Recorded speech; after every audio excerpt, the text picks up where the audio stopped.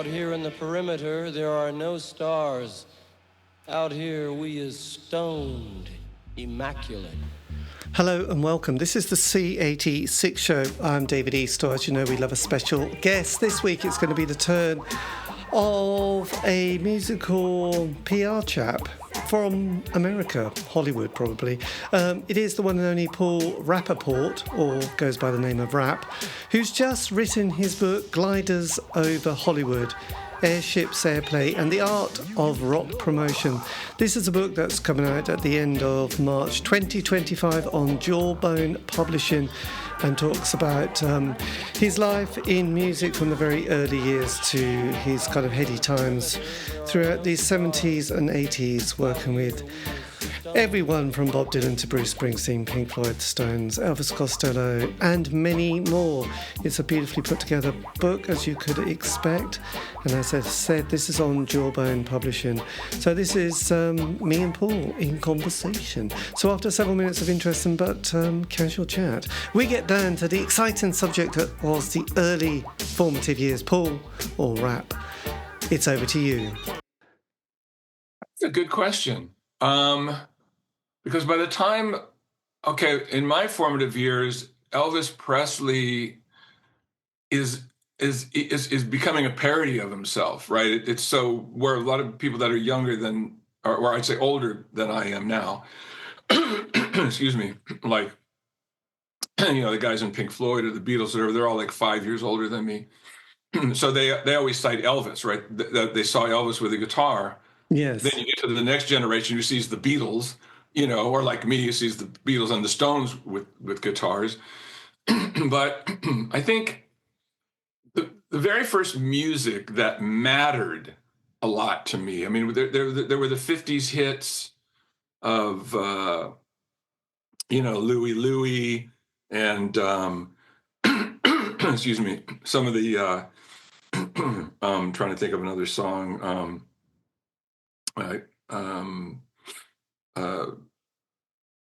Oh man, I can't think of it. Duke of Earl. These are 50 songs, and they sort of play with you. But the first real impact for me, I grew up in Southern California, so the first real impact is the Beach Boys. Right. Now, those are all car songs, and they're built for a teenager. They're car songs. They're surfing songs, right? I've gotten to the surfing scene. It's all of those things. But when Brian Wilson wrote "In My Room," that was a life changer. You imagine you're a kid in the 60s. You're brought up in America. They want you to be tough. You're a guy. You're not allowed to cry. You can't have feelings. All of a sudden, Brian Wilson writes "In My Room," and I hear this song and I go, "Oh my God, this guy's do my crying and my sighing." In his room, and I'm thinking, this guy not only had the guts to write this song, but he had the guts to record it and put it out, right? And it was a B-side to, I think, Surfing USA or whatever it was. Yes. But when I heard that was a big, big life-changing moment. And then I had some cousins come from the East Coast. They were all into the Motown music, which I knew some of because, of course, the pop, 60s, but it didn't really resonate. What was interesting, there was this cross collateral sort of experiencing and learning to love each other's music. The Beach Boys was a big thing to them. They came to my house. I'm playing Beach Boys. They're getting into the Beach Boys. They're playing me songs like "Ain't Too Proud to Beg." Right. And I'm going, wow. Here's a song. This guy loves this girl so much. He's not too proud to beg for her love.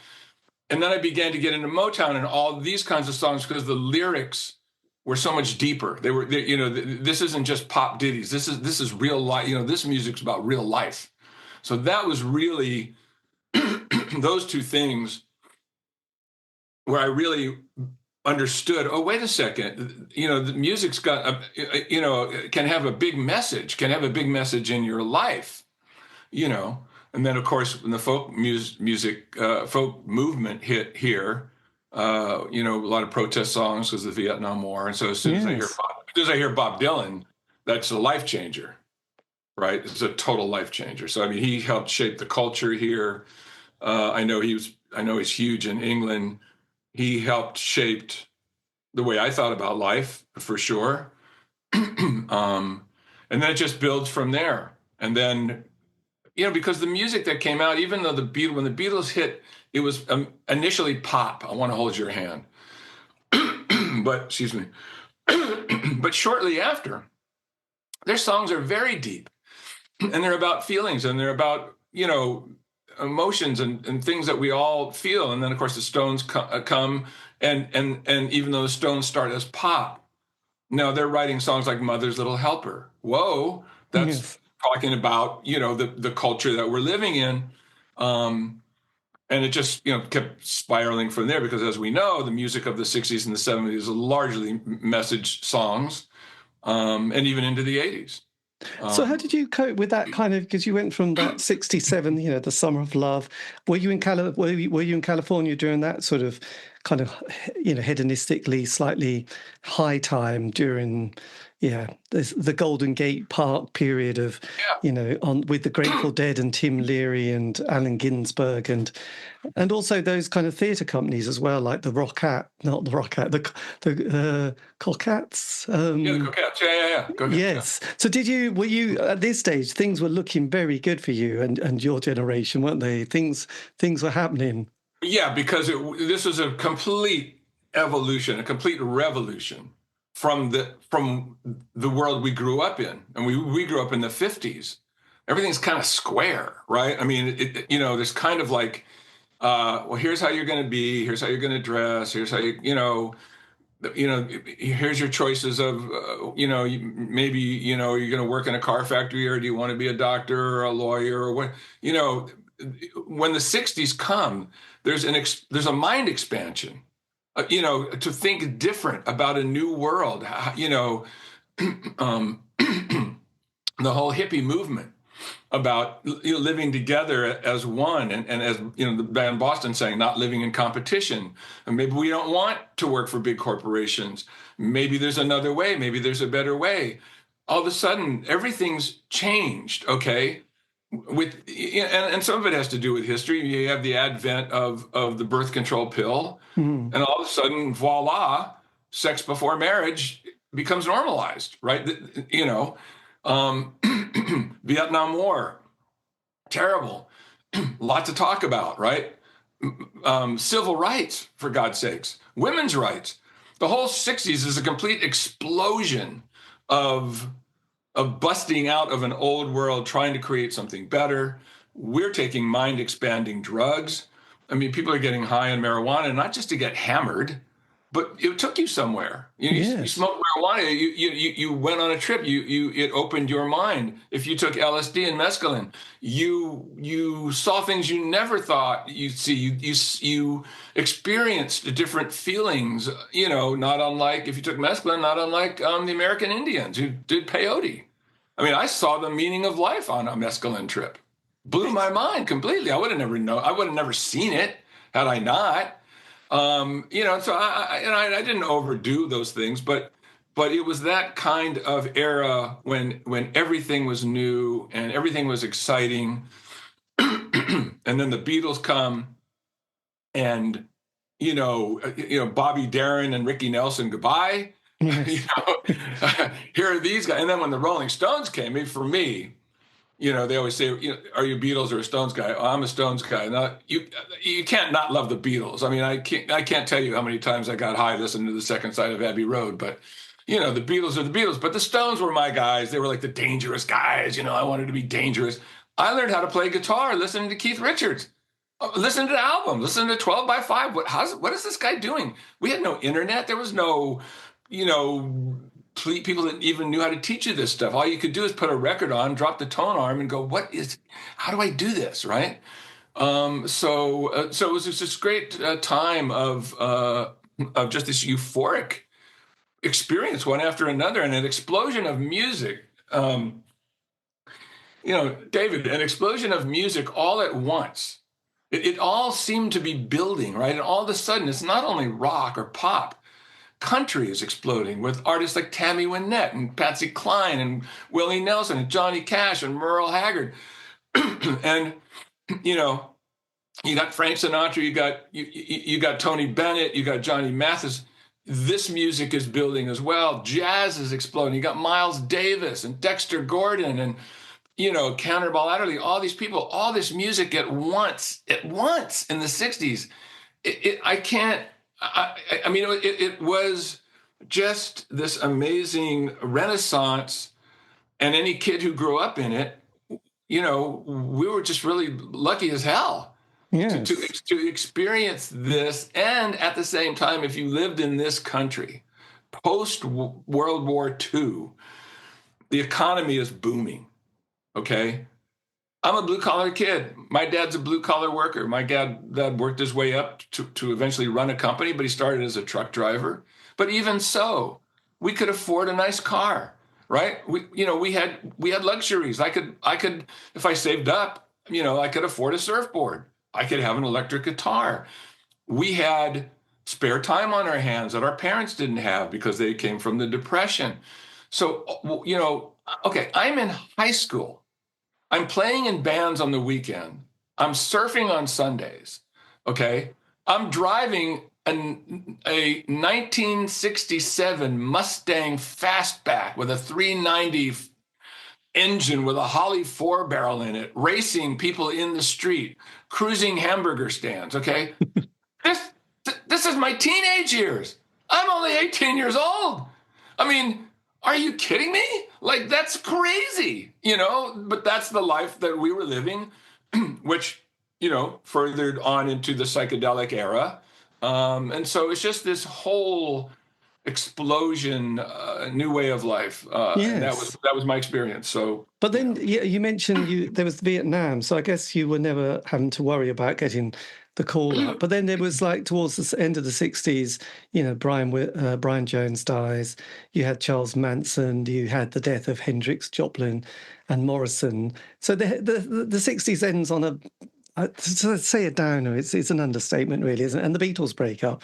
I mean, how did you, at that age, thinking this is going so well, and then suddenly, it's a bit like the stock market crashes, and you thought, God, I thought it was my genius that was kind of making it so well. Well, first of all, I want to make this clear, and my wife always reminds me of this, right? Because you have to think about this. And first of all, I did have to worry about the Vietnam War because they did the draft. Yes. They did the numbers. They did the lottery system because Nixon was running out of troops. So just for the record, my lottery number came up number 3.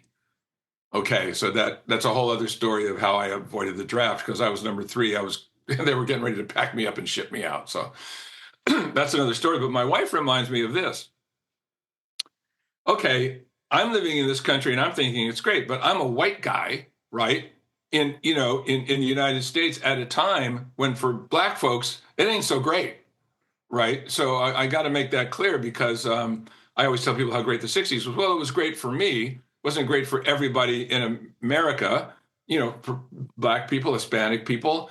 You know, it's not so good at that time. But thankfully, the 60s brought about an awareness to say, hey, that and my generation was saying, hey, no, you know, our parents are racist. We're not. We just aren't. Like, you know, so we got to get rid of this stuff. But I never thought that rock was going away because as people passed away, new people came up. I just thought it was sad. I mean, it was sad when Janis Joplin died. Jimi Hendrix, are you kidding me? You know, it was like, why are these people, you know, Jim Morrison, why are these people passing away? And obviously, you know, fame, fortune, too many drugs, too much party, too much everything, you know, just sent them on a bad path. But I didn't think things, you know, were, you know, because at the same time as these people are passing away, new artists are arriving. Bruce Springsteen, Billy Joel, Aerosmith, you know, Columbia had signed 10 years after. It was still moving ahead, Santana. It's just that I went, oh my God, these people have died way too young. Like, you know, and I was lucky enough to see Jimi Hendrix in person. Right. I mean, wow, come on.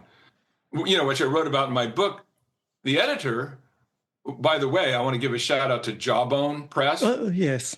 These people, these are the cool kids of publishing. Anybody listening to this should go on the Jawbone Press website and look at all their titles. And please, I hope you buy my book, but buy some others. There's some amazing titles. These guys are so cool. I can't tell you enough about the way they've treated me, about how wonderful they've been. They made my book look so beautiful. They spend the extra money for color, for art. They believe in art. They believe that their books are special. So just a shout out to Jawbone, but before I continue. Well, yes, absolutely. No, I have got quite a lot of their publications. Yeah, no, they're so cool. These guys are so cool. Like, it reminds me of old school. So when I discovered it, I was like, where did you guys come from? I've been looking for you for 6 years. Yes. So I just didn't think things were, look, they're volatile times and people are passing away, but then there's all this new rock music coming up. So, for everyone who passed away, there's Jeff Beck, who's releasing solo records that are blowing your mind. And there's Cream, and there's, Derek and the Dominoes, and Peter Green. Yes, I got to see Peter Green in person. I got to stand in front of Peter Green trying to figure out how to play. It's like, how do you do that, right? I was so lucky. I saw Fleetwood Mac as the blues band with Peter Green. Oh God! So you saw Jeff Beck, Peter Green, and Jimi Hendrix. Yes. Well, there you go. You hit, yes, it's hard to go any further on that one. But then, so look, your first job, you get because this chapter here, The Spirit of California, which I'm fascinated by. Yeah. Just tell us how you get the job into the foot in the door business moment. It was actually quite by accident. I never, even thought about being in the music business. I loved music. I was learning how to play blues. I was heavily into the scene. I could tell you every, band member in Janis Joplin's band. But the idea of working in the music business didn't really occur to me, excuse me, until I was living in a fraternity, and one of my fraternity brothers came up to me with a little piece of paper with a phone number on it and said, somebody called the fraternity house and they're looking for, someone to be a part-time employee for a big record company. And they knew me because I had all these stacks of amps and guitars and in my room at the fraternity house. And they said, so we're giving this phone number to you because we think that's you. Yes. So I cold called the guy who became my first boss, because I knew about music. I didn't know anything about business, any business, right? I'm sort of like this radical liberal hippie guy from UCLA, college. And we had a funny conversation, which I write about in the book, because he wants me to work for Columbia. I realize Columbia Records is a big corporation. I know it's music, but I know you're talking about CBS is a big corporation. So in my hippie mind, I'm thinking, do I want to work for the man? Am I going to cross this line? And he's trying to tell me all these things that I'm going to get, but then he says the magic words. Because I said, well, how much do you make? Is it $15 a week? I said, how much time is it going to take? He's having trouble trying to figure out why he has to talk somebody into working for a record company. Yes. In 1969. So, but then he said the magic words. I said, well, how, what happened? He said, well, you get a lot of perks. You get all your records for free. You get a camera. I go, wait, stop. What did you just say? He said, you get all your records for free. Now, I'm a blue-collar kid, so records, your listeners have to understand, this is a luxury in 1967 to buy an album, even if it's $3 or $4, because you could eat for $20 as a student if you played it right? Yes. You could make $20 go a long way. So, $3 for a record album starts to add up. That's a luxury. I had a small record collection, because it was a luxury. So I asked him, I said, wait a second. I know some things about music. You're Columbia Records. You have the Byrds. You have Bob Dylan. You have Janis Joplin. Like, you have Miles Davis. He's got a lot of records on Columbia. You're telling me I get all those for free? He said, yes. And when you're in the business, you trade with other record labels. And so everyone gets any record they want for free. So all my hippie ideals are melting away instantly in my brain. And I'm thinking, oh, well, it's a corporation, but geez, if I get all my records for free, it can't be that bad, right? Yes, well, So absolutely. I don't even care. I don't care about the camera. I don't care about any of this stuff. I'm your man. I'm coming right now. I'm getting in my car. I'm driving right down. Yeah, he was like, no, son, don't come now. I'm busy. I said, okay, but promise me you won't give this job to anybody until I come and see you next week. And he said, okay, I promise. And so, he saw through my naivete. And when we met, he realized that even though I looked, big afro and a mustache and a goatee, he realized that, I had my head screwed on straight, and that I would be a good employee. And the reason they wanted people like me was the people at the time are all people that are from the 50s. They're having a hard time relating to this new music. They don't understand it. Yes. They were looking for people like me to become a part of the record company because I'm ushering in this new music. I'm living this new music. I didn't realize it at the time. Not only did they want a street team, like a hip street team, they were grooming us to be the next executives because all this was building, and somebody figured out, wait a minute, we need a guy that knows all the band members in Janis Joplin's band. We need a guy that's been moved by Bob Dylan. We want a guy that knows what an Alvin Lee is from 10 years after. Yes. So it was all by happenstance. It was just an accident. And I started as a college rep, and then the guy who was my boss went to Warner Brothers, and he said, I'm going to go to Warner Brothers. You should take my job. So when you graduate college, you have a real job here at Columbia. He said, it's a great label. You'll do great. And I told him, I said, well, I'm a musician. Maybe I should be an A&R. Maybe I should be a producer. And he gave me the best advice ever. He said, Paul, this business is so hard to get into. He said, just get in, take my job. I'll teach you how to do it. And then you can move laterally later if you want, but just get in. Best advice I ever got. Yes, so absolutely. I took his job. I became local promotion manager for albums, in Los Angeles. I worked all formats at first. And then as FM radio began to grow, people in headquarters in New York went, whoa, wait a minute. We're going to need a specialist for this new format. They knew I was a rock guy. So I became the first rock promotion man in the United States, working for Columbia as an experiment, right? To say, well, I think we need somebody just to work rock. And I had to work at the time, all the labels. So it was Columbia, the sister label, Epic, Jeff Beck's on Epic. Hey, no problem. But then after a year of that, the rock exploded, and they realized they needed complete teams of people, right? So then they had a team for Epic and a team for Columbia. I remained the West Coast regional album promotion man for Columbia, later worked my way up to be national West Coast, and then in 1980 went to New York to head up the album rock department. So I worked my way up the ladder for life. So look, one of my favorite bands, because I felt like I discovered them by reading these, you used to get those books. This is in the 80s, classic albums. We didn't have the internet. Obviously, you remember those. So you'd sort of see, like, what are the top 20 albums you must get? There was Van Morrison, Joni Mitchell, and then and you'd go to the record library because you couldn't just go and buy them because you didn't know what they were going to sound like, Velvet Underground, all those. But it was Spirit was the band that I sort of found for myself. No one else knew about them. Oh, my God. And God bless you. You just made my whole day. Because I wondered if that resonated beyond Southern California. No, you get it, right? You got Spirit, right? Oh my God, David, man, you just made my day. How lucky are you? Was that a great band? Oh my God, they were incredible. Well, yes. Well, not only did I get obsessed with them, I saw Spirit live and Randy California live as a solo artist, and got his solo albums, got most, if not all, the Spirit albums, and just loved them all. I just found genius in all of them. But at the same time, I realised they were a flawed band because they were slightly not in a.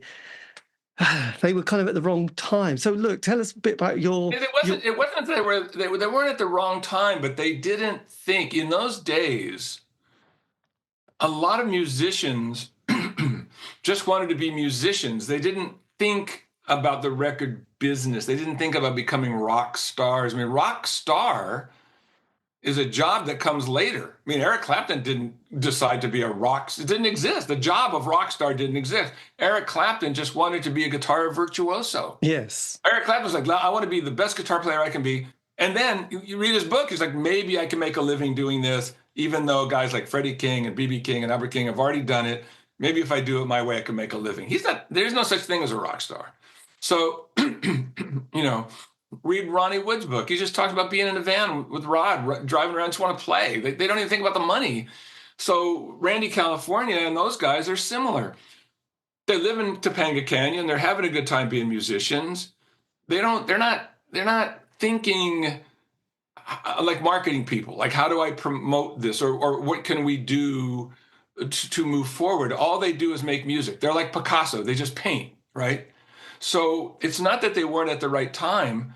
They just didn't think past creating what they wanted to create. That's all. And Randy California is the biggest hippie I ever met.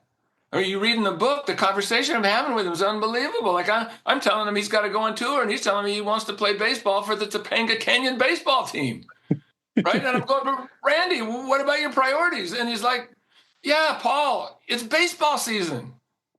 I mean, these are the way a lot of artists thought, in the late 60s, early 70s, until now all of a sudden it becomes a business. It's like, oh, wait a second, we can make a living doing this. And then people start to think about, oh, how can we move forward as a band to ensure, that we make a living?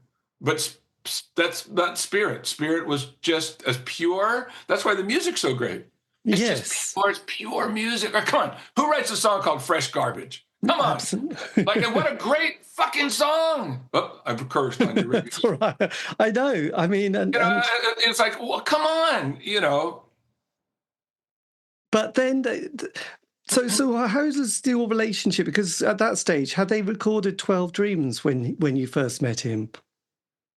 Yeah, I mean, they must have. I'm terrible with time. When is 12 Dreams? When does 12 Dreams come out? Because it must be 60. Can you look it up? I got to look it up. Well, I think I'm thinking 72 at this stage, but I might be completely wrong. Hey, hang on. I want to know this for myself. Because it's one of those guys. I mean, I just kept thinking, this is the greatest. So the 12 Dreams comes out in 1970. Then there's okay, so think about that. 1970 is not that far from 1969. You're talking about the 12 Dreams of Dr. Sardonicus, one of the greatest albums ever made, comes out in 1970. But they've made that album in the purest, like I say, in the purest fashion, right? They're not thinking about hit singles. They don't think that way. They're lucky to have Nature's Way. They're lucky to have some of these other songs because they don't think, that thought process. You're talking about bands early on. Take Chicago, for instance. Chicago had a lot of long songs. Yes. And their whole thing was, you can't edit our music. And they were fighting with Clive Davis, like, you can't edit our songs. And Clive Davis is saying, well, look, you dopes, let me edit one song to put on top 40.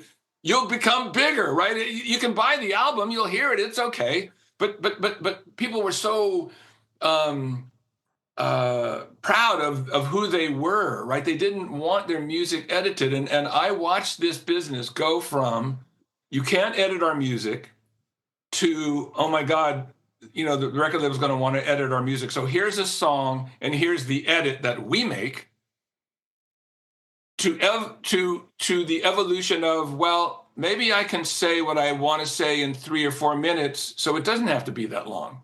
I watched artists, have that go through their brain. I watched this evolution, till it became natural to have a 3-minute or 4-minute song on an album, with the idea that it might be a single one day. I watched that whole evolution. But man, in the beginning, you're just talking about hippie freaks making records.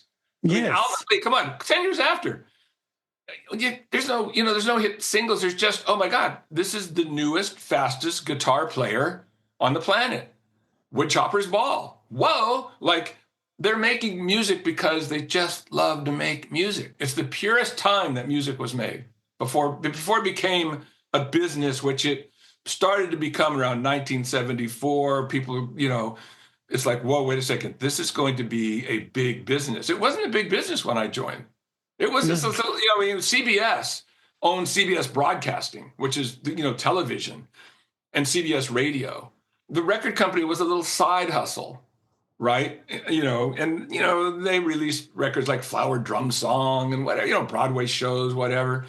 They had some jazz things. But when rock comes, or when pop, okay, I should, correct myself. When pop comes, you've got like Neil Diamond, Barbra Streisand. Okay, now it's becoming a bigger business. But this is 70s. Now you're talking 73, 74, 75. Everyone goes, whoa, wait a minute. This is going to now be a business. Then things change at our label and every other label because now they're counting the numbers. David, when I first joined Columbia Records, get this, expense accounts had no ceilings. Now, think about this for a second. I'm a 25-year-old kid working for a record company, making a nice living with an expense account that has no ceiling. Okay, yes. That's nuts, right? but it was freewheeling. It was like the Wild West. That's what the record business was in the late 60s and the 70s. It was unbridled. It was crazy time.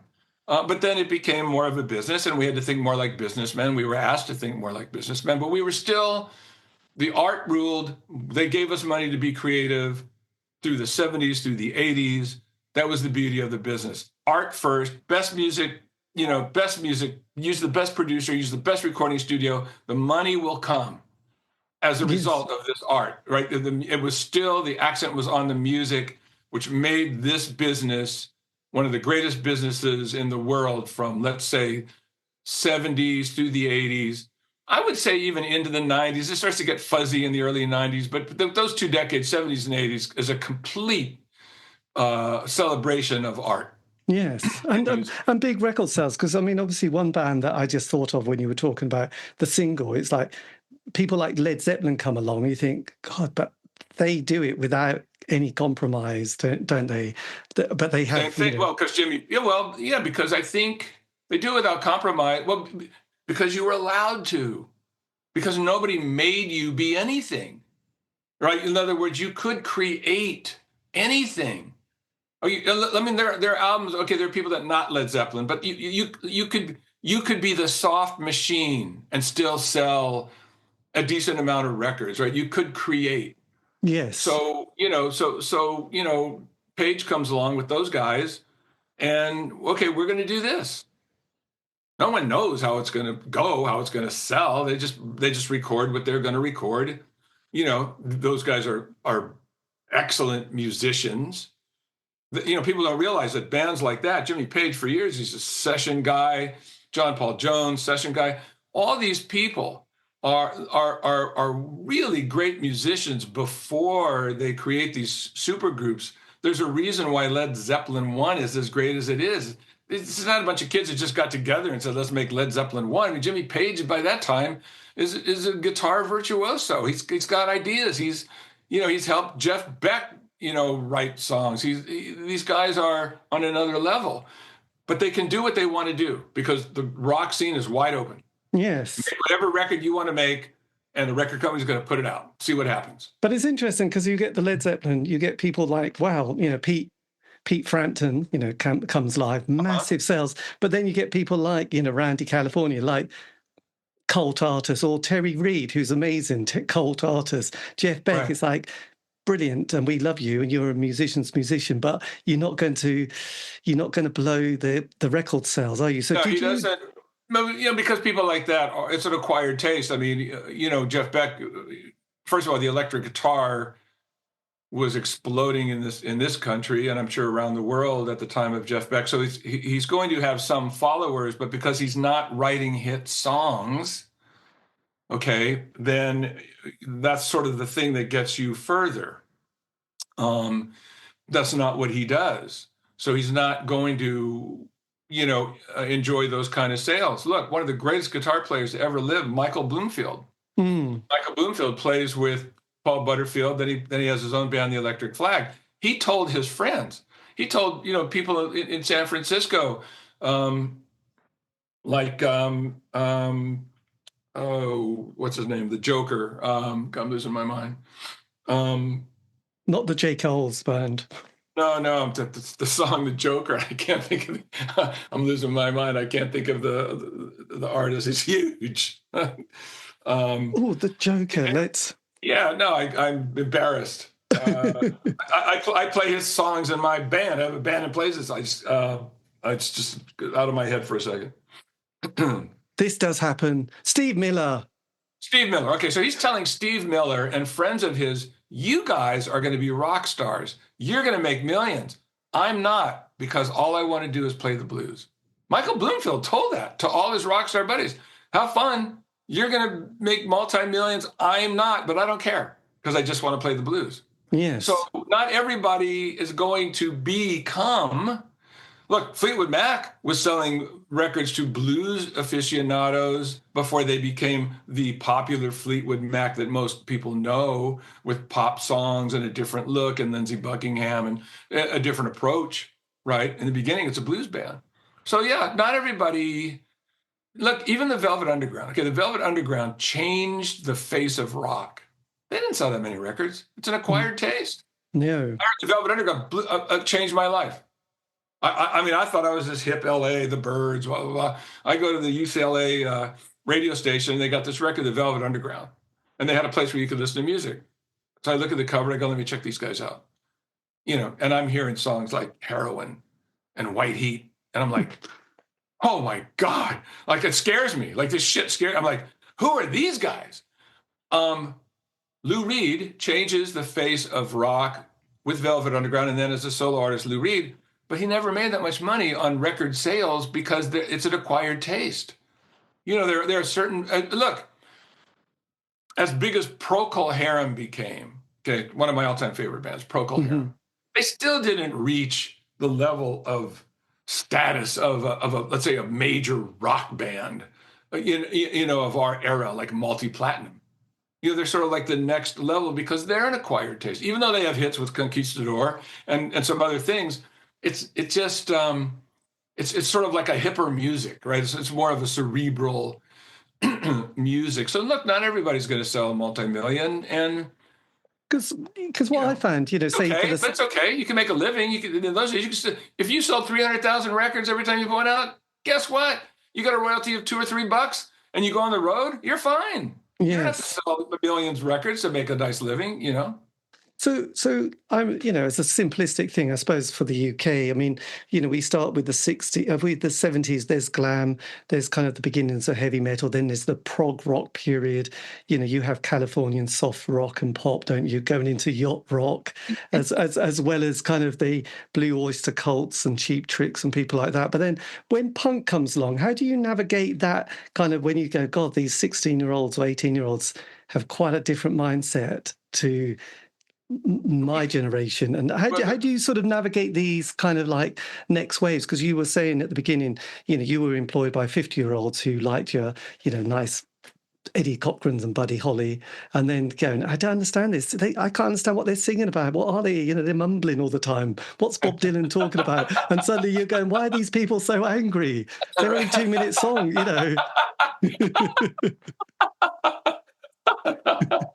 Great. Oh God. Oh yeah. They're mumbling. They're mumbling. Yeah, that's right. The nice thing about the music business is it's constantly changing. Okay. Now the thing about it is that when someone comes along and they play a new kind of music, it takes a while for the media to understand it, and it takes a while then for the public to understand it.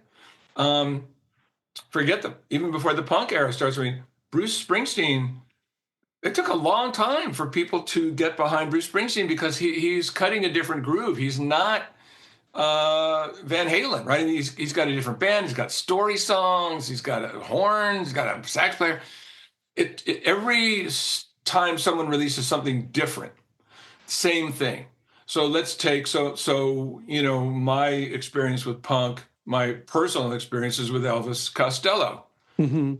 Call him punk. I mean, I just think he's a genius. You know, just call him a genius songwriter. And if he came under the heading of punk early on, the only reason was that I remember when I first met him, I saw him play at the Whiskey A Go-Go. I brought some radio friends with me to see him in the Attractions, and we were just like, oh my God, this guy's amazing. And the band was fun. And I remember going backstage and I said, well, what's your plan? And he said, heads down and freak them out. Right? That was his, secret sauce, which was a punk sort of attitude. Yes. And it worked well for him. But again, Elvis, none of these things happen because how's this?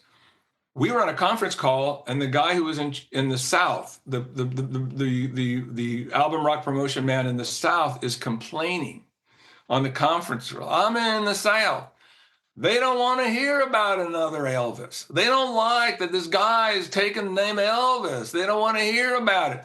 And I'm telling this guy, like, yeah, but he's not Elvis. It's different. I know that. I work for us, but they don't want to hear about another Elvis. So, it takes time. And, the punk guys talk loud. They like to break things. Elvis would say stuff on the radio that wasn't the greatest stuff you should have said. No. I'd be in a car with him. I go, El, if you think of this, tell me. Don't say that on the radio. And I had the same problem with Bob Geldof. Yes. Full of piss and vinegar. This guy's full of piss and vinegar.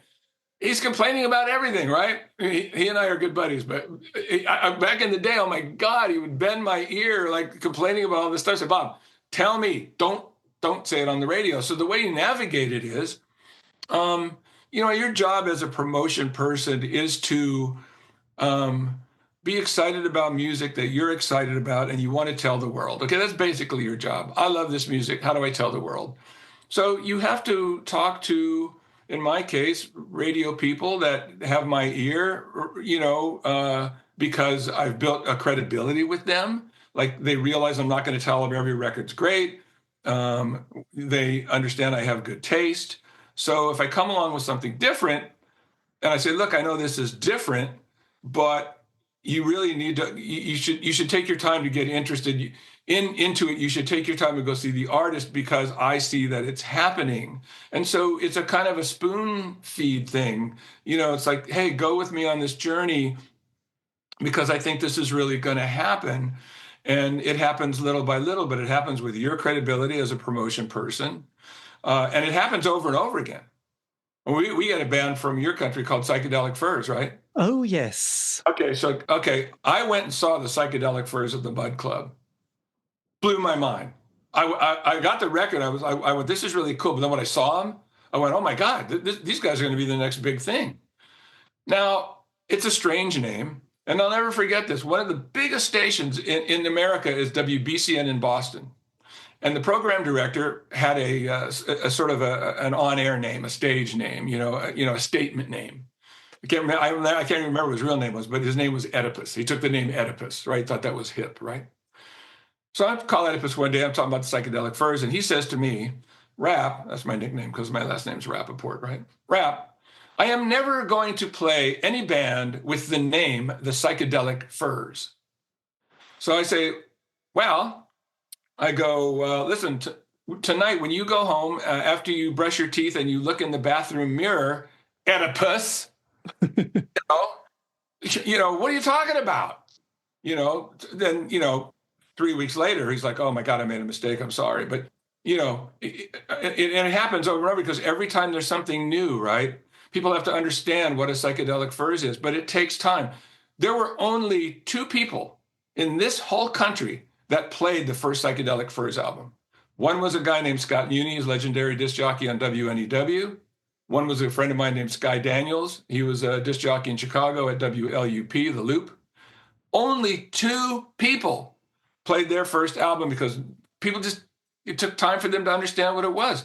Thankfully, Scott in New York played it so much, all of New York got turned on to Psychedelic Furs. Then he asked them to play their Christmas show, Radio City Music Hall. And the next thing you know, Psychedelic Furs exploded in New York. Now everybody around the country has to pay attention because this band is happening, so you better get on board. Same thing happened with Alice in Chains. Nobody could understand this music. It's different to their ears. It's discordant. The parallel harmonies, they couldn't get it. They couldn't get the crunch from the guitar. It was foreign to them. Very difficult to break Alice in Chains. The hardest thing I ever did in my life. Yes, my God, that's... To do that, because no one wanted to play Alice in Chains. So the answer is little by little, little by little, the music has to prove itself. You have to see a listener response. You have to see kids going to shows. And then your job is just to spread the word. Yes. Hey, the psychedelic furs just blew up in New York. If it can happen in New York, it can happen anywhere. You know, hey, Alice in Chains is being played in Washington, D.C., and the phone lines are melting down with kids freaking out. You got to pay attention. You know, but it's little by little, you know. Yes. I'm amazed that Rodney, the famous Rodney, didn't sort of pick up on the psychedelic fairs, because I always thought he had a sort of his ear to the ground and was a hip DJ. Is that Rodney? Well, a lot of people are hip, but you get people get into a safe place. You know, rock and roll for a long time was whatever, Allman Brothers, Grateful Dead, Eric Clapton, you know, Rolling Stones, whatever. I mean, you know, and then ZZ Top comes along, and then it's Van Halen, and then it's Led Zeppelin, and this is a specific kind of music, right? So when something new comes along, even if you're hip, your mind is still sort of stuck sometimes, you know, unless you're a free thinker, like, oh, no, this is what rock is. That's not what rock is. Look how hard it was for Rush to get into the Rock and Roll Hall of Fame. Yes, this is true. You guys to run the Rock Hall of Fame. Well, that's not really rock. I mean, that's kind of progressive. It's like, are you nuts? Like, Dean Rush? Like, are you out of your mind? But people get, you know, stale. You know, like they have in their mind what they think. You know, rock and roll should be inclusive, not exclusive. Rock and roll is abandoned. Rock and roll is a free-for-all, for God's sakes.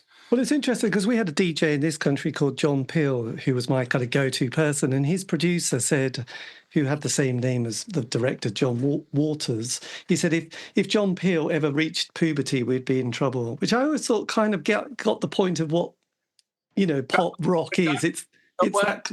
Yes, yes, capital yes, underline it, bunch of exclamation points. And a lot of us in the music business were just big kids posing as mature adults. And I'm still a big kid posing as a mature adult. And I think that's why my grandchildren like me. They think I'm a cartoon. Yes, well, it's good to embrace it. So, look, how did you then navigate the 80s? We had Thatcher, you had Reagan, MTV videos, I mean, bombastic sounds, suddenly hair metal, Bruce Springsteen gets massive. I went to see him on that Born in the USA tour. The week before, I went to see Live Aid at Wembley. I mean, pop becomes... You were at Live Aid? You were at Live Aid? I was at the Live Aid in Wembley, so that was exciting. Oh my God. At the time, though, as you would imagine from your experience, you didn't really think of it as being that amazing. You just went, oh, this is a good gig. A friend got me some tickets. I'll see. David Bowie's playing. That's good enough for me. Interestingly enough, only guy who doesn't think, well, I don't want to say he doesn't think that Live Aid is amazing. But if you talk to Bob Geldof, and I'm just going to take a side note here. I hadn't seen him in years, and I was in England doing some business, and I got invited to David Gilmour's birthday party. And David Gilmour's birthday party had a lot of, you know, rock friends, of course. And I hadn't seen Bob in years. And I run up to him and I go, you know, hey, like, remember me, right? And he's big hugs, Rap, how you doing? Da da da da da. And I'm telling him, Bob, I know since the Rats and you and I worked together. So I just got to tell you, you're I'm just so proud of you. You know, I mean, Live Aid. I mean, Band-Aid, Trust. I mean, I'm just so proud of you. You're a freaking night, right? And he looks at me and he goes, yeah. But you know, forget all that stuff. The Boomtown Rats are getting back together. We're going to put out a new record. All this guy wants to be is the front man for the Boomtown Rats. Telling him about, no, you're a night. Don't you get it? Yes. You know, he doesn't care. But no, I think everybody saw Live Aid as something amazing enough to get Pink Floyd back together. Come on, boy, that's a chore, you know.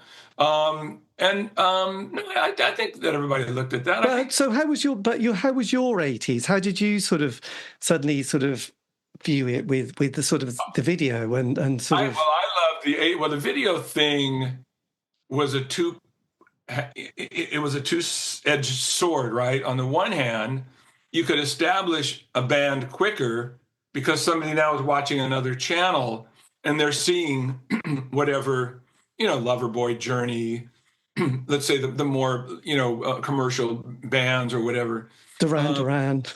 Yeah. Okay. So you establish the band faster, but now there's an oversaturation of them.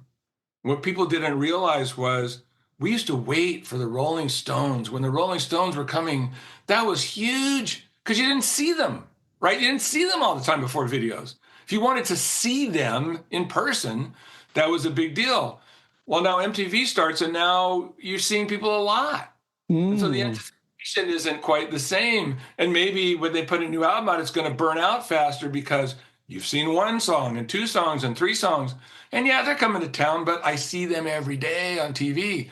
So it was a double-edged sword in that we were able to, establish artists quicker, but I think there was a quicker burnout to each particular project. It was an enhancement for us. I think the 80s get weird in the mid-80s. When MTV happens, there's another phenomenon, okay? All these artists that you and I are talking about, they all started as artists first, right? Are incredible players. But now you got kids watching MTV going, oh, I could do that.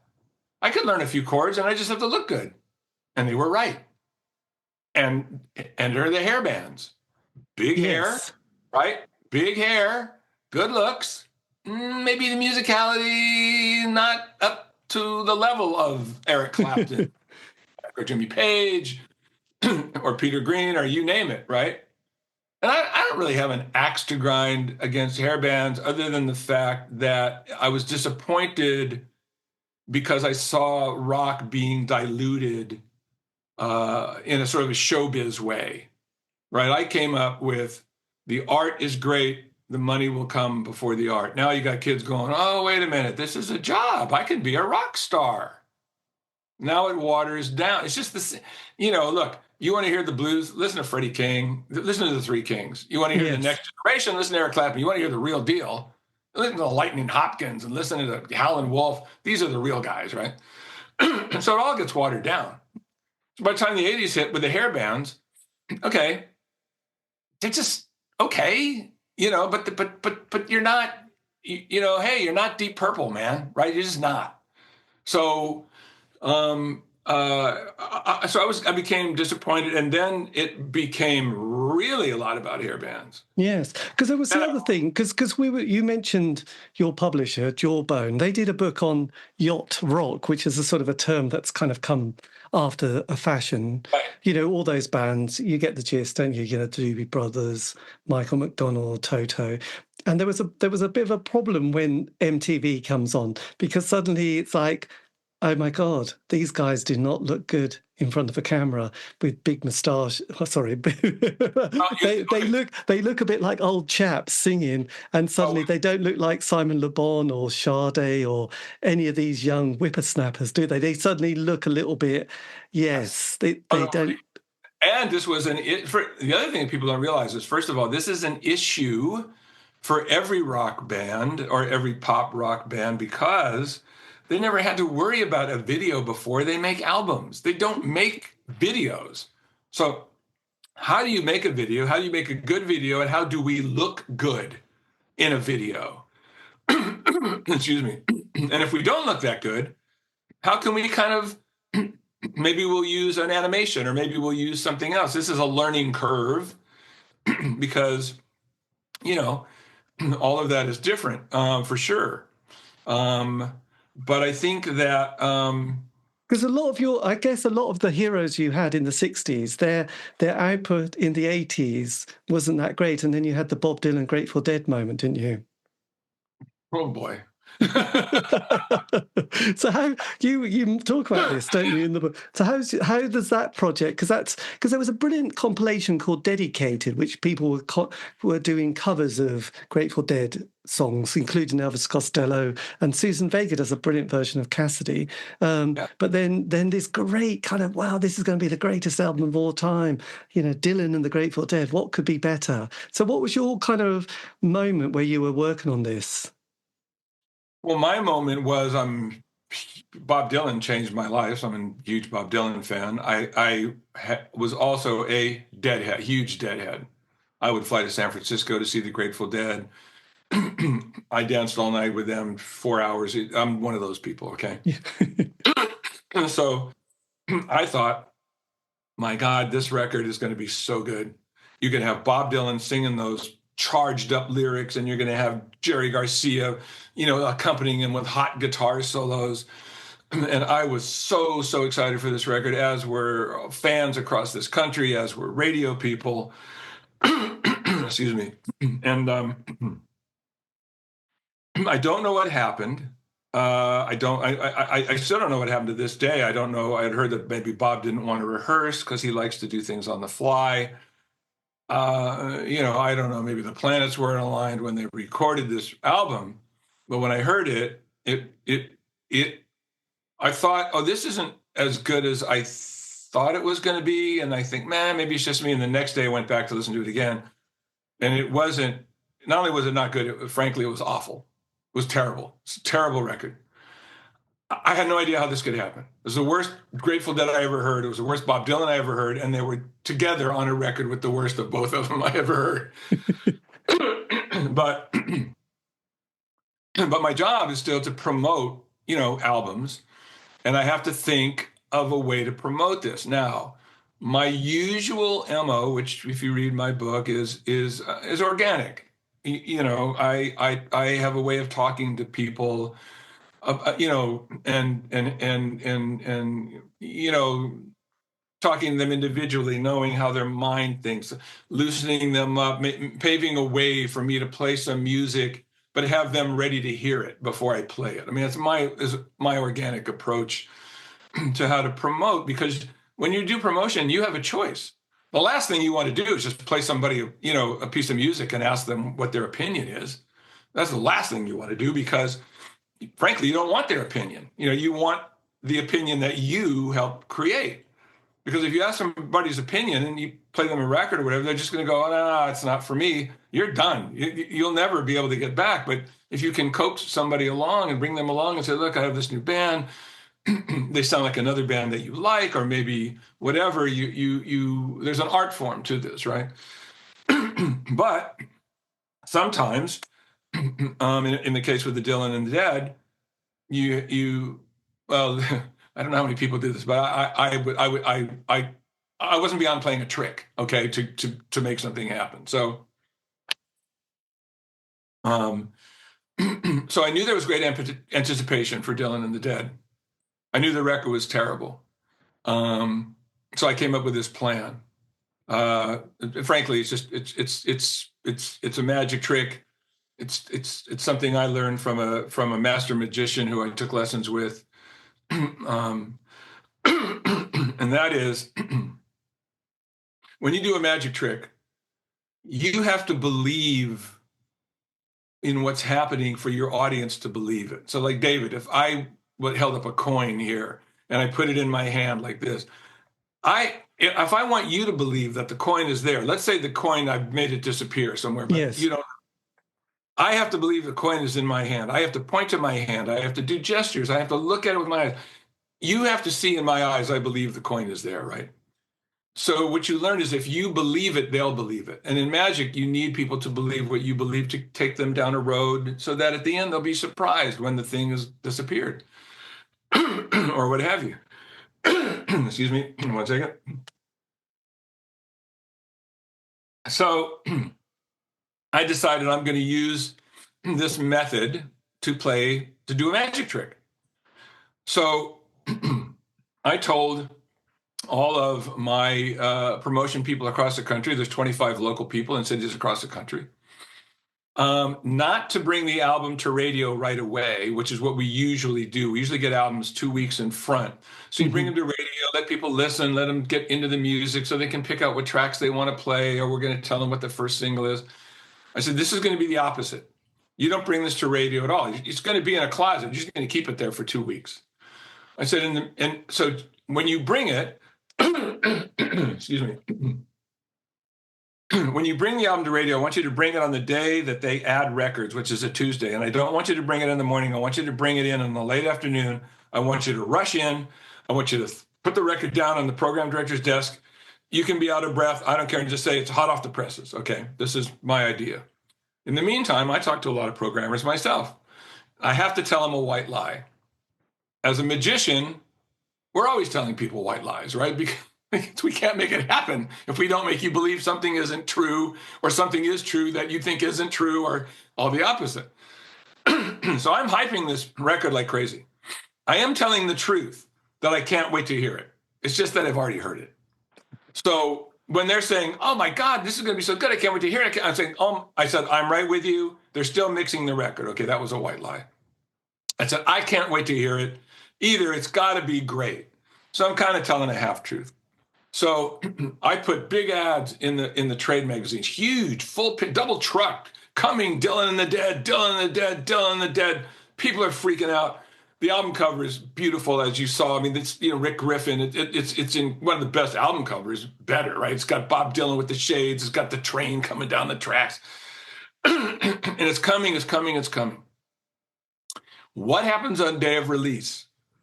Here's the magic trick. The magic trick takes place on the afternoon of Tuesday, when it's ad day for rock radio stations. Rush in. Here it is, hot off the presses. 150 rock stations across the country. The exact same thing happens. PD picks it up, calls the music director. Dylan and the Dead, it's here, it's finally here.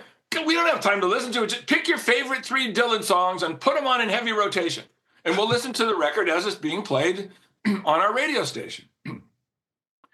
Okay, people hear it, right? The people that are listening to rock radio go, oh my God, Dylan and the Dead, it's here. They're rushing to the stores to buy the album. So 2 weeks go by, I'm starting to get calls from programmers. Hey, Rapp, Jesus, we're playing this Dylan and the Dead, but it just doesn't sound as good as I thought it was going to sound. And now I can tell the truth. And I say, yeah, you're right. I mean, isn't that weird? I'm such a huge Dead end, and I love Bob, and I don't know what happened. Well, look, I'm not going to hammer you to play it, in heavy rotation. If you want to back it down little by little, it's more disappointing than I thought. Okay, but David, in those 3 weeks, right? That's all it took for this magic trick to take place, for the excitement to build, to people to hear about it, rush to the record stores. That was a gold record in a month. And then it disappeared. Yes. Off the charts, nobody talked about it, but it sold 500,000 copies. If you go on the internet and you look at Wikipedia and you look Dylan and the Dead, it says, despite this album being totally trashed by the press, somehow it sold well. Okay, for the first time in this book, here's the somehow of how it happened. And, Bob was happy. The Grateful Dead were happy. My, record company president was happy. I was thrilled. But that one was a magic trick. Yes, God, that's quite something. I mean, it's interesting because there was quite a few artists in the 70s whose 80s work wasn't always that good. And with some of them, I just felt like for once they were looking at what they were following the trends. They were going, like Bowie was like, what shall I do? What producer shall I have? What sound shall I go? Rather than just doing what he wanted. But it took him. I'll tell you what happens. Now, let me ask you one thing. If this thing shuts down, do I just click it again and you come back on? Yes. So, well, what happens is when artists become so big, they start to second guess themselves. And when they start to second guess themselves, they get off course. Aerosmith once walked into one of the biggest producers in the world, this is Aerosmith, and said, make us sound like Korn, because Korn was the hottest thing going. And the producer said, why do you want to sound like Korn? Oh, they said, because it's so hip and the sounds. And the guy said, but you're Aerosmith. You want to be the greatest Aerosmith you can be. Well, let's make a great Aerosmith record. I don't want you to sound like Korn. But in Aerosmith's mind, oh, maybe we're not hip anymore. We need to move on. And that happens to a lot of artists. And they, frankly, they go off course. I mean, they lose the focus of who they are. Who's great at bringing them back is Rick Rubin. Rick Rubin's fame is going to artists going, you forgot who you were. Let's make the best Johnny Cash record we can make. Let's make the best Black Sabbath record we can make. Just let's remember who you guys are. So that's his sort of claim to fame, because that's normal. Look, when you're an artist, you never know when it's going to end. You don't know if people are going to stop liking you, if they're tired of seeing you, or if they're off a record and they don't. You never know. So you can get as an artist, you can get very neurotic and frankly, you can get paranoid. You don't know when it's going to be over. So how did you navigate the 90s? Obviously we have grunge, then we have this kind of sort of merging into Korn, Marilyn Manson, Red Hot Chili Peppers, ending with Woodstock 99, a pleasant weekend, keeping the spirit of Woodstock alive.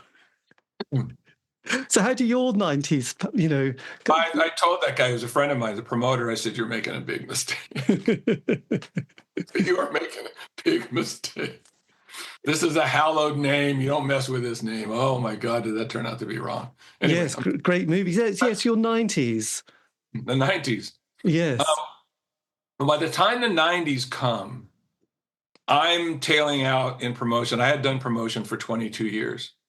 And so the last promotion job I did was Alice in Chains. And it was the hardest thing I ever did because it was ushering in this new sound, which later became grunge, which later became popular. But in the beginning, like I mentioned before, nobody wanted to play Alice in Chains. I mean, I would play this for people and they'd say, you want me to play something, I can't even give you an opinion on it because I don't even understand it.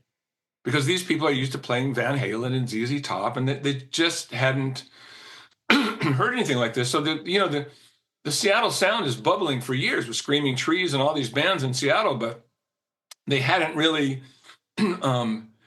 hit mainstream media. So after we did a good job for Alice on the metal department, and they got some airplay on metal, radio stations and stuff, my job was to bring them to mass media rock radio. And again, it's just like, it's the beginning of Bruce Springsteen, the beginning of Psychedelic Furs, the beginning of Men at Work. I mean, you name it.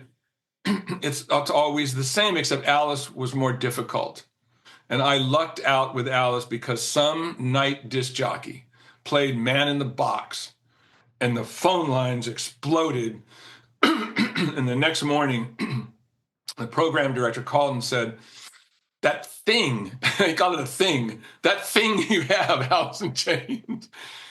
And that Man in the Box, as my night guy played it, I've never seen a response like this. As long as I've been the program director of DC 101, I've never seen any response like this. I have kids calling all day wanting to hear that record. I'm going to add it to my playlist. Now, this is a very tight-listed radio station. They play nothing new. They're always the last. They need something to be built and proven before they play it. Yes. There's always start new music in their stations that come at the end. Excuse me.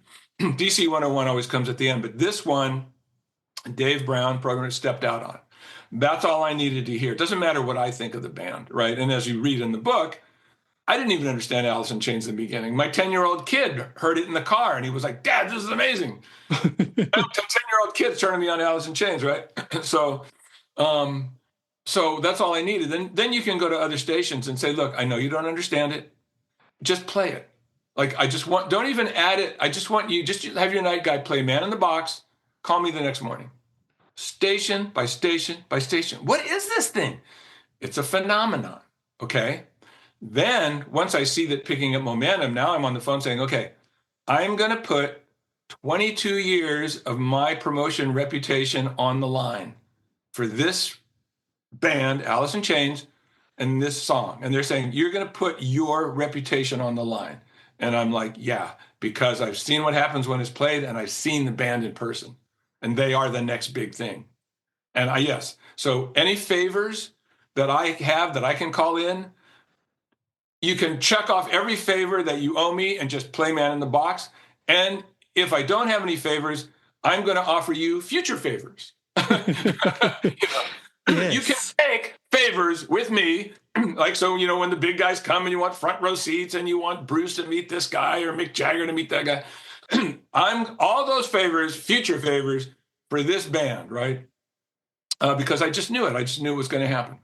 And 3 months, took 3 months to break Man in the Box. But it happened. And then once it happened and programmers realized, okay, this new sound is something, it made it easier for Pearl Jam, who came next, and Nirvana, who came after. And this sound was not only recognized as being okay, the sound grew so big it demanded its own format. Within a couple of years, there was alternative rock, and it was nothing but Alice in Chains and Pearl Jam and Nirvana and in these kind of bands because, they had changed the face of rock. So for me, and all my friends who love hair bands and all my friends who are in hair bands are going to kill me. But for me, I was like, thank God, this is all. It was like, hair bands, I love you guys, but see you in my rearview mirror. This is authentic. Okay, this is coming from someone's gut. When you listen to Jerry Cantrell, man, okay, this isn't like, oh, I'm going to look pretty on MTV. No. This is like, we've got messages for you, and here they are. Now, interestingly, all their messages are dark. I used to them. I say, guys, can't you write like one happy song? Yes. They would laugh at me. They go, no rap, just dark and darker. That's all you're going to get. I said, can you write just an even song? Not happy, not sad, just even. Nope, not going to happen. And I think probably a few years later, there was a film called Clerks that came out, Kevin Smith film, and that had a fantastic soundtrack. And I think that also included Alice in Chains, and this very small budget cult movie becomes such a popular must-see film, because I remember seeing Clerks and thinking, God, this is just great. Kevin Smith, who's this young kid? So it's interesting when a new wave of artists who are kids, who don't really know what they're doing and probably don't know the skills to make things, just go, oh, this is good enough. Don't worry about it. And yes. There is a beauty to that. Okay, like there is a beauty of 3 chords and just pounding the shit out of them. And you get bands like Sex Pistols and The Clash. I mean, come on, these are great bands. Yes. They're not necessarily virtuosos as we speak, but they have their own beauty, man. They're full of piss and vinegar. I mean, they got the message. The most important thing is the message, right? Not even how good you play. But there's an authenticity about those bands, right? They have something to tell you, and they're going to tell you, right? They're not writing some pop ditty and their hair's up so they look cute. That's not what they're about. I'm just always about authentic. Give me something authentic. I like real. There's a saying, I don't know if it's in the Bible or in the writings, what comes from the heart goes to the heart. And it doesn't matter if you're Crosby, Stills and Nash or if you're Lemmy Kilmister, right? It's like, if it's real and it's coming from me real, it's going to hit you real, right? Yes. But it's also interesting because it's like, we know the Clash, but we don't really know the 101ers. We couldn't name a 101ers song from Joe Strummer, but when he's in the Clash, it's like, oh yes, we know the best of. Yeah, he wasn't able to, move that thing forward on his own. But look, Keith Richards' solo albums don't sell as well as Rolling Stones albums, and Mick Jagger's solo albums didn't sell as much as Rolling Stones album because the band is the thing. I'm sure Keith sold more than Joe, but you know what I'm saying? It's like, yes. A band is the sum of its parts, right? I know. So then when do you decide to do your Ziggy Stardust and say, this is the end? That's Jim Morrison, isn't it? But, when you decide this is it, when did you decide to quit or to call it?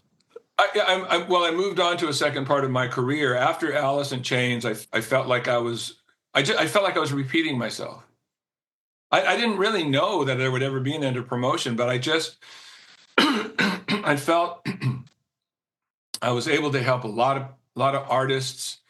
I was able to help break a lot of new artists. I was able to help artists who were heroes of mine reach a broader audience. I was able to protect some artists that you read about, like Bob Dylan and, Roger Waters when he went sideways. All this stuff matters to me because it's always been about the music for me, honestly. I mean, I know my job was to sell CDs and albums, but it's just the music. It's always been the music. So I went to I think it was, around 1989 or 1990, we were done with Alice. And I went to the president at the time, a guy named Don Einer. And I said, Donnie, I think I'm done. I think I've accomplished everything I can do. And with Alice in Chains, I think I'm done. And I said, but I have all these other ideas. I have a really creative mind. I have marketing ideas, beyond just what I can accomplish by getting, records played and doing big promotions on radio. And he saw my vision. Most record company presidents, they would just thank you, write you a check, go on your merry way. But he saw that I had more to offer. And he said, I'll tell you what, come up with a title and you'll have a creative marketing department and I'll give you a budget of $300,000 and a year. Go see what you can do. I owe him so much because I had a whole nother part of my career, right? So I started our own radio show, the Columbia Records Radio Hour. This was live radio from Sony Music Studios with a combination of singer-songwriters, things that you wouldn't hear normally. Like you'd hear Sean Colvin with Roseanne Cash and Mary Chapin Carpenter singing all together. You'd hear Bruce Cockburn, famous Canadian folk artist, with Lou Reed. You'd hear Boss Gags backed up by Booker T and the MGs. It became a huge popular radio series. 2 best of CDs. You can still find it, on the internet. Best of Columbia Records Radio Hour, Volume 1, Volume 2. From there, it spawned a television show. I had a television series, 40 shows, 40 live primetime live television music series called Live by Request, and I was able to do big event marketing extravaganzas like. Once Will Smith had a new album, and because I became a magician, I made him appear out of nowhere in the front of the Virgin Megastore on Broadway in New York. They closed down the whole street, media, everything. And I got a hold of 2 great illusion builders and myself, and we figured out a way to have Will just appear out of nowhere. Right? Blew minds. The Pink Floyd Airship, same thing. Yes. The Pink Floyd Airship is I'm in awe of it myself. Okay, it's a thing that was launched and lived on its own. But again, I just have a big imagination. I mean, if you read in the book, I'm shooting laser beams off mountainsides, right? That go 30 miles that are freaking the people out in Los Angeles. It's just the way my mind works. So I'm on the 14th floor of Sony Music, and I was put in charge of the Division Bell album. Donnie asked me to product market the record, even though wasn't my job. It's just that I'd known those guys for so long that I was sort of the only one that they trusted that was left at the label in 1994. So I'm in charge of doing the product marketing for that whole album and tour. And I wanted something really big. They already had a big fan base. So now my question is, how can I expand their fan base to a younger audience? And how can I make this next tour and next album so important, so relevant, so big that even your grandmother's going to know who Pink Floyd is when they come to town? Like the Beatles. When the Beatles came, everyone knew they were coming. Your grandmother or grandfather might have not known what Beatles music was, but I guarantee you they knew what the Beatles were, right? I thought the guys in Pink Floyd deserved the same thing. I wanted that in every city that they went to. That's what I wanted. Often, when I do promotions, I take a page out of the artist's music or out of their live show because I want it to be a thread. I just don't want it to be a big look here. I want it to make sense. I want it to make artistic sense, musical sense. I want it to be an extension of who they are. Well, Pink Floyd, as you know, floats inflatables. Back to the Animals tour, the inflatable pig, and tours later, and airplanes and marionettes, and they fly things. And I was sitting in my office, and I look out and I see the biggest blimp in America at the time, the Budweiser blimp, Budweiser beer, floating over the Hudson River, maybe 1,000 feet. Huge fucking thing, right? Looks majestic, right? And I think, oh, a floating object that will go wherever we want it to go. Yeah, that's what we need. We need that. So I asked my assistant at the time, Ross, I said, get me the biggest one of those and tell me how much it costs. Well, guess what? Thing's expensive. If you want to rent an airship, they're blimps until when they become bigger than life, they're called airships, right? Yes. You can get an airship for 3 months, you rent it, right? You paint it and you rent it. You can get an airship for 3 months for $1 million. Okay. If you're the record company and you're promoting Pink Floyd, you're already going to spend $2 million just to promote them. Videos, in-store, poster, whatever. It's $2 million. Okay, now, because of my great idea, I'm going to ask the label to spend another $1 million on top of it. All right. The record company president wasn't that fond of that idea. So he would see me in the hallway. This is the president of a record label. Would see me in the hallway, and he'd look at me and he'd go, I don't want an airship. I don't need an airship. And then he'd run the other way. He'd run down the hall, right? Like he's afraid of me.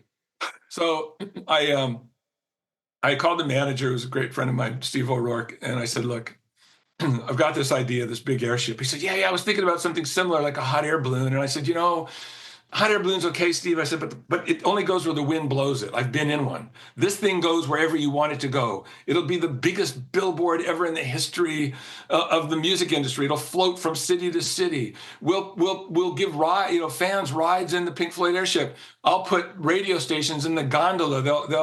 They'll be broadcasting live from the Pink Floyd airship. So even if you don't look up and see it, they'll tell you to look up and, hey, we're flying by the Statue of Liberty today. Wave to us as we fly by. Well, he loved it. The band loved it. I talked the blimp guy down to $750,000 because he wanted to be involved with Pink Floyd, but it's still expensive. So Steve called Don Einder and said, look, band really wants this. They think it's special. They had all learned how to fly. They wanted to get this. They wanted to log time in the airship, right? Aside from just the big promotion. But the band loved it. And so Michael Cole, the national promoter out of Canada, says, if you can fly that thing up to Canada, I'll chip in $250,000 for it. And the Pink Floyd did what bands never do, spend their own money. And the band wants it so bad, we'll chip in $250,000 of our own money. And then Donnie said, okay, then I'll throw the other $250,000 in. And this thing looked like a creature from outer space, looked like some Jules Verne thing. It was so popular in the States that the guy who designed it, which is Pink Floyd's graphic designer, Storm Thorgerson, wonderful guy, great. He and I were great buddies. They liked it so much that they had one in England. He did a smaller version that looked like a fish in England. He did one for England because we couldn't get the thing to fly across the ocean. They're very fragile, these airships. I didn't realize it. They only go 35 miles an hour, and they can like die in an ice storm. I mean, they're fragile. So Storm designed one for England, which wasn't quite as big as the one in America. No. Because it's interesting. I was just trying to, because I did an interview with a guy called Rob Harris, who started off as an artist in the 60s, but he lived in East Anglia. In fact, he lived in the same village that my parents lived in, and he did the inflatables for the Rolling Stones. Oh, wow. During the 80s. And I was trying to find the book because he sold out the book, which only did 300, but he did a PDF that he sent me, and I was going to, and then he went on and did ones for, Pink Floyd, The Wall in Berlin, and Elton John and Lady Gaga. I should send you a copy. I think you'd find it kind of interesting. I've only got the PDF of it. But I would love to see it. I love all that stuff. I mean, look, anybody who's ever seen Pink Floyd, there is no other band that is on the production level of Pink Floyd. They go out each time how can we be better? How can we be bigger? How can we outdo our last album? How can we outdo our last tour? There's always something new. And it's very expensive because the production elements, you don't buy them in a store. You don't go to the mirror ball store and find a mirror ball that's huge, that's going to open up into a flower and then revolve. These are one of a kind elements, stage elements that have to be built from scratch. And there has to be one in case one breaks, right? But anybody that's ever seen Pink Floyd, there's nothing like it. I mean, it's just absolutely nothing like it. Amazing. And have you worked with Roger Waters as well? Yeah. Roger, I want to say this about Roger Waters because a lot of people are piling on Roger these days because of his political beliefs. And I don't share all his political beliefs. And, he can say whatever he wants to say. I'm a music guy. You want to talk about Roger's music? Let's talk about Roger's music. He's thinking, it's a free country. Like, he and I are at odds probably over the Palestinian thing, but it's fine. But Roger he's an awkward artist in the sense that over the years he could find himself on the wrong side of issues that might affect him. And if you read in the book, you read about Radio Chaos, and this was a production that he had, and our mutual friend Jim Ladd had a ticker tape across the top, and there were these incendiary lyrics coming out at radio. And Jim Ladd wanted to make a point, and Roger wanted to make a point. But I had to go and help fix that. Thank God they listened to me, because had it gone out in the way they intended, they would have offended every rock station in America. End of Radio Chaos album, end of Roger Waters, end of everything. But it's also, look, Roger talks about and writes about, a lot of things like, over monetism and money ruling everything, and media that's has the wrong messages or whatever. But he finds himself in that world. So he's in an awkward position sometimes of, this guy's a multimillionaire rock star. How do you put that together with what I'm trying to tell the common man, if you will, if I'm trying to be the man of the people? Yes. Very difficult. But I worked with Roger. I told him when the band split, when he split from Pink Floyd, and I was right in the middle of that whole thing. Right. And he's burning this ear off going, what are they doing? What are they doing? And Nick and Dave are going, what's he doing? It's like, guys, you fight it out.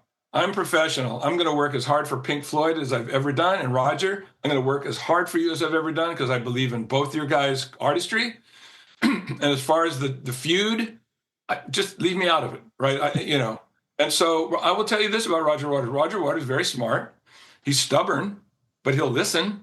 If you finally make the point and say, Roger, look, this is going to be better for you, and he trusts you, he will listen. And I think it's a shame that a lot of people are sort of piling on him now, because I just don't think he deserves to be treated like that. Other people are going to disagree with me. That's okay. Yeah. I just don't think he deserves to be treated like that. He's entitled to his opinion, Look, he's a kind of an even personality, right? I mean, he's not necessarily the guy you're going to go out and share a beer with and have some yucks with. It's not who he is, but he's still a great artist. So, you know what? Here's the best line of all. It's a Bruce Springsteen quote. It's one of my favorite quotes. Trust the art, not the artist. Trust the art. Why? Because the artist is flawed. Because they're human. And they're all going to make mistakes, right? But the art is pure. Well, I think, yes. And most artists that, say are painters or composers, you go, oh, this is a beautiful painting, this is a beautiful piece of music. And then you read their personal life and you think, oh my God, they were horrendous people. Perhaps I'll forget, but they're long dead. But for me, the sort of 80s part of it was shaped by the Smiths and Morrissey and Marr. And obviously Morrissey, has tested all our little moments. But again, you just have to say, that part of it was brilliant. This is just an interesting thing. And for me, I just think, well, I don't want to grow old being, a bit like Johnny Lydon or Morrissey, saying things. I just think it's a kind of warning to myself whenever I'm a bit moany or bitter or twisted. I just think that doesn't come over well, really. People don't really want to meet you like that, do they? So So I have to separate it as well. We all have to, don't we? Because, and also sometimes we go, oh, artists are really boring. But then Roger will say quite a lot of stuff, which is very engaging. I've read, I listened to a few of his interviews with the Rolling Stone magazine, and he's very articulate and he knows his stuff really well. So on that level, you think, God, you do study this much more than I do. I haven't got the patience to understand all these conflicts and different things. And I just think, well, at least he's not boring. He has got something to say, and he says it. Exactly. At least he's not boring. He has something to say. I get asked all the time to help young bands, and the first thing I tell them is, do you have anything to say? They don't even know what I'm talking about. I'm like, it's like, it's not good enough just to write a song that you think is okay. What do you have to say? What is your MO? What are you trying to accomplish? What force are you bringing to the party? Because in the end, that's the messages are what matters. Roger Waters is anything but boring. Oh, no, that's amazing. You must have had such fun writing this book, actually. It must have been just a real enjoyable process. I'm putting words in your mouth. It was enjoyable because I got to relive a lot of my memories. And it was enjoyable because I really wanted, this is going to sound like too big, but I just wanted to tell the world about this era, the wackiness of it all, the beauty of it all.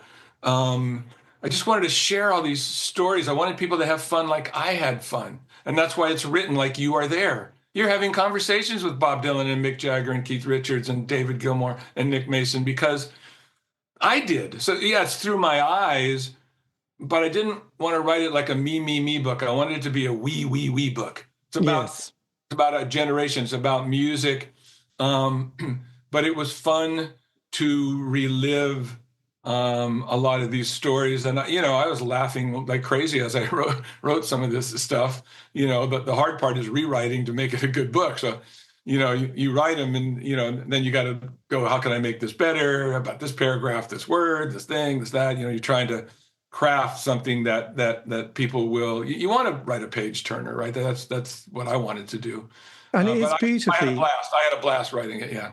And it's been beautifully put together as well, actually. It's just really nice. It's a really nice, a great publisher. Like you said, Jawbone's always one of those ones, aren't they, that you... Well, I'm going to tell you, that's who put it together. I wrote... Tom Seabrook at Jawbone, okay, he's the editor, right? These guys are like record producers. Hey, Rap, you got 15 tracks. Let's get it down to 12. Let's combine, like this song, this is really like, these two songs are really one song. Let's combine some of these chapters. The book I read, he said, this was chapter 1, but I think this would be as a prologue. I think the Pink Floyd story with you playing with Pink Floyd is better here. He said, look, it's your book. This is we're going to collaborate. This is your book. But he does this for a living. He knows. Yes. He's a record producer, except it's books. He sends me back the book. I could not argue with one thing this guy did. I was like, this is brilliant. I didn't have the wherewithal. Like I could write it, but I couldn't see it like he saw it. I needed a producer. Bands need a producer. I'm not too proud to say I needed a producer. Okay, this book was a good book, and now it's a great book because of this guy, Tom Seabrook, at Jawbone Press, who took the time and the love, to want to engage himself enough to say, look, let's slide this over here and it won't be top heavy and it'll read like a flow. And I added these chapters together. And do you like this? If you do, I can change it back, whatever you want. Here's a couple extra chapter titles that maybe are more intriguing for you. These guys aren't just, oh, here's your book, stamp, put it out. These guys are artists. Look at the cover of this book. the I want to make sure I have his name right. Paul Palmer Edwards. If you look at all the Jawbone books, okay, Paul Palmer Edwards does these book covers. He reminds me of Storm Thorgerson. Yes. Thinking. He's not just slapping stuff on a cover. What can I do? He took my book and he went, "Oh, I'm going to make something that looks like a retro, rock poster, right? I'm going to make it psychedelic. Oh, it's gliders over Hollywood. Oh, look, I'm going to put the airship, and it looks like it's coming over the Hollywood sign. Oh, get this guy. That's who these people are. When I got this book, I was gobsmacked at how beautiful it was. It's a dream come true, this book, for me. I mean, I worked really hard, but you don't know that the actual book is going to come out this way, because a lot of music books are done on the cheap, and they're, you get the photos are in black and white. They just slap them on. You look in my book, they put the photos in. They've got drop shadows. They look like, modern art, the way they lay it out. For God's sakes, just you open the book and then the inside could have been white, but no, it's a color. It's silver. Turns out that every author gets their own shade of either gold or silver. It's custom to you, right? You're going to get an inside that's going to be silver or gold, and not only that, it's your silver or your gold. This harkens back to when art ruled the world. That's how these guys are. And I'm thrilled to be a part of their family. Yes. Thrilled to death. And that's why when you say it looks so good, that's them. Yes. That's that is them. beautiful.